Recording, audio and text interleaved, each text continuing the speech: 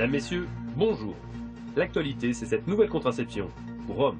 Avant que cet article paraisse, les approches de contraception masculine étaient des approches de ce qu'on appelle contraception masculine hormonale. Alors, ces méthodes, qui sont étudiées depuis à peu près 30 ans, ont une certaine efficacité, mais qui n'est pas absolue. Or, en termes de contraception masculine, le à peu près n'existe pas. Et c'est beaucoup plus difficile, techniquement, d'inhiber la production de l'ensemble des spermatozoïdes que d'inhiber un ovule par mois chez la femme. Ce qui est relativement facile depuis les années 50, 60, quand la pilule contraceptive estro-progestative a été mise au point avec une prise d'un comprimé par jour. On ne peut pas se permettre d'une contraception qui fonctionne partiellement.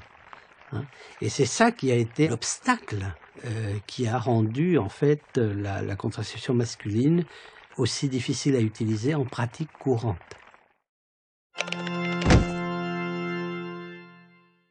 Si les résultats qui ont été obtenus chez la souris l'année dernière, avec un comprimé qui peut être administré par voie orale, démontrent que l'efficacité contraceptive de ce produit, premièrement, n'est pas limitée à la souris, mais peut être efficace à l'espèce humaine, c'est sûr qu'on change d'époque.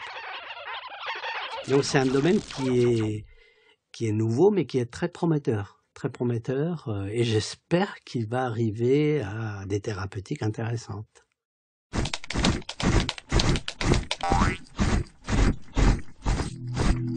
Dans le testicule, il y a deux compartiments. Il y a un compartiment hormonal, disons, qui produit des stéroïdes, et puis il y a ce qu'on appelle le tube séminifère, où a lieu la production de spermatozoïdes.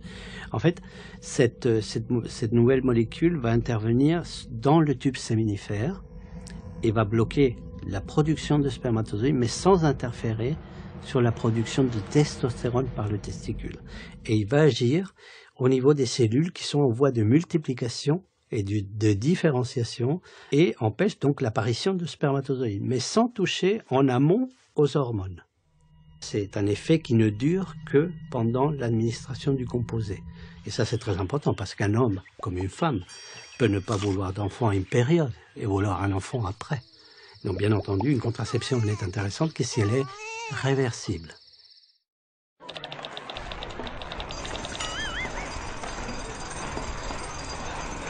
Un médicament, il ne suffit pas qu'il marche, encore faut-il que le patient le prenne. Au plan médical, l'adolescence est une période extrêmement trouble. C'est une période de rébellion, parfois incompatible avec cette espèce d'ordre thérapeutique, un peu contraignant, un chape de plomb. Alors la solution pourrait être, même pour un adulte d'ailleurs, un traitement au long cours comme ça qu'on donne une fois tous les 2 mois, tous les 3 mois, vous faites une injection et après vous n'y pensez plus. Donc il faudrait trouver des solutions de ce type-là.